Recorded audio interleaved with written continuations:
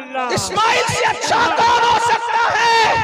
इस्माइल से अच्छा कौन हो सकता है? तो हम कहते हैं इस्माइल अच्छे थे, लेकिन मेरे इमाम कहते हैं सारे अच्छों में अच्छा समझिए जिसे, है उस अच्छे से अच्छा हमारा नबी। सारे ऊंचों में ऊंचा समझिए जिसे, है उस ऊंचे में ऊंचा हमारा नबी। और इस्माइल खूबसूरत थे मगर हुस्न खाता है जिसके नमक की कसम, वो वली है दिलारा हमारा नबी।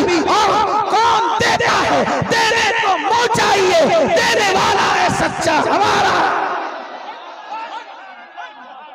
अल्लाह की राह में इस्माइल जैसा दिया, अल्लाह ने उनको मोहम्मदुर रसूलुल्लाह जैसा था। यानी अल्लाह की राह में देने की बात। और आगे चलिए थोड़ी दूर, यहाँ इस्माइल अलैहिस्सलाम दिया एक, अल्लाह ने सैयदुल अंबिया पलट कर दिया है। इसीलिए मेरे नबी पे जब दुरूद पढ़ा जाता है तो हर मर्तबा किसी और नबी का नाम नहीं लिया जाता, हजरत इब्राहीम अलैहिस्सलाम का नाम लिया जाता। अल्लाह की राह में देने का इनाम देखो। और फिर करबला में हम शबीए पैगंबर दिया इमाम हुसैन ने, कासिम जैसा खूबसूरत दिया इमाम हुसैन ने, अली असगर जैसा मासूम दिया इमाम हुसैन ने, सब दे दिया। देखो हैरत की बात देखो, जितने अच्छे अच्छे थे सब दे दिया, और जो बीमार था उसको अपने लिए रख लिया। पता क्या चला? ये फिक्रे हुसैन है, जो अच्छा हो वो अल्लाह के दे दो, जो बीमार हो खुद। हम तो ये कहते ये भी अल्लाह की हिकमत थी। अल्लाह इमाम हुसैन के इश्क की कैफियत को जानता है, इसलिए ज़ैनुल आबिदीन को बीमार कर दिया। वरना खुदा की इज्जत की कसम, अगर वो बीमार ना होते तो हुसैन नस्ल की परवाह ना करते, यार की मोहब्बत में इमाम उनको भी कुर्बान कर देते, इमाम उनको भी कुर्बान कर देते। लेकिन देने का अंदाज देखो, यजीद कम से कम 8, एक रिवायत के मुताबिक 10 और एक रिवायत के मुताबिक 14। अब तीनों में जो रिवायत ले ले, यजीद 14 बेटे छोड़ के मरा। आज यजीद की नस्ल बाकी नहीं, लेकिन हुसैन ने अपना बच्चा दे दिया। तो कुदरत के नकीब ने ऐलान किया, हुसैन अगर तुम मेरे लिए सब बच्चों को मरवा चुका तो मैं तुझे इतनी औलाद दूंगा कि रूए ज़मीन पर कोई तेरी औलाद से मोहल्ला खाली नहीं हो।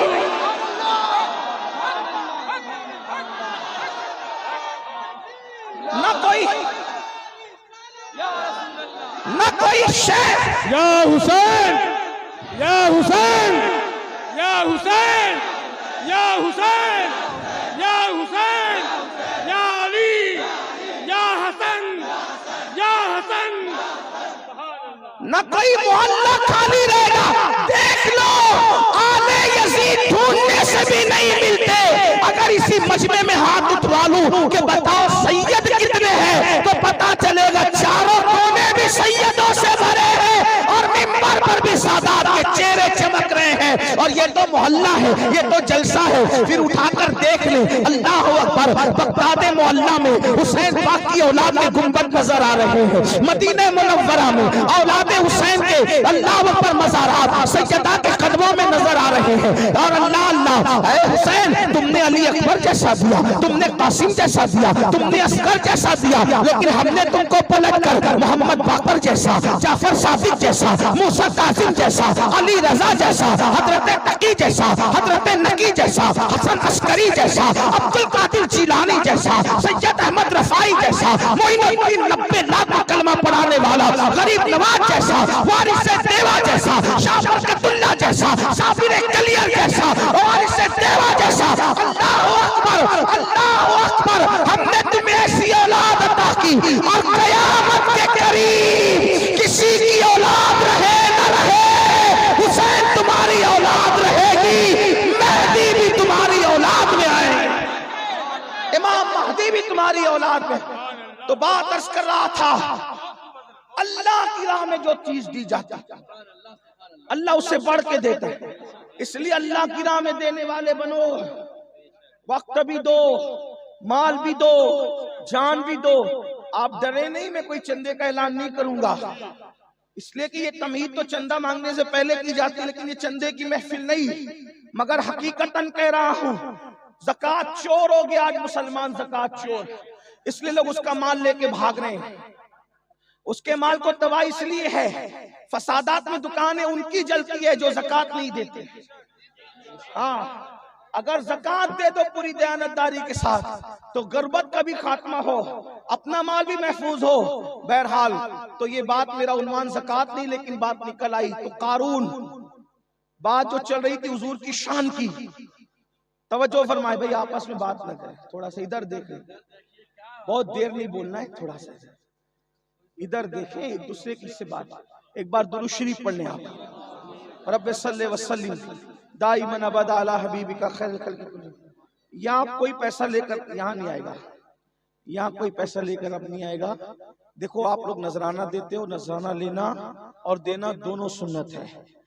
और जो घमंड और तकब्बुर के तौर पे नजराना लेने से मना करेगा, उस पर एक वक्त ऐसा आएगा कि वो मांगेगा तो भी लोग उसको नहीं देंगे। तो इसलिए मैं मना नहीं कर रहा हूँ, आपको नजराना देना है, तकरीर डिस्टर्ब होती है। तो मेरा अपना तरीका ये है कि आप नजराना, बात पसंद आए तो जरूर दीजिए।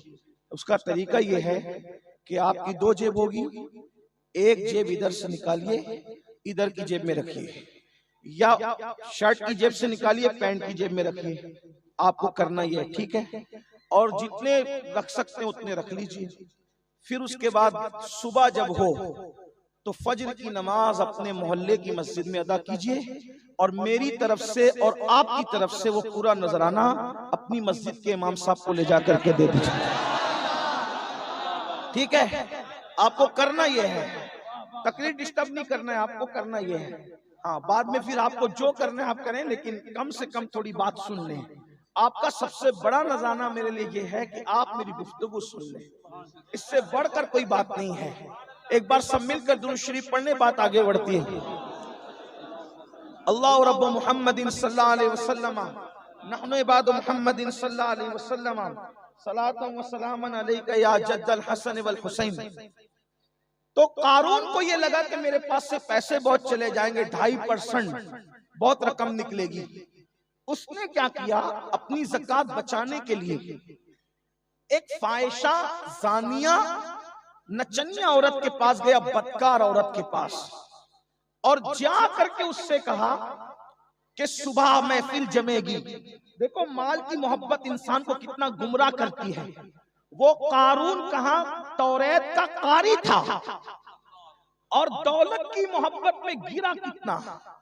इससे पता चला कि माल और दौलत की मोहब्बत ये बुराइयों की जड़ है, जड़। आज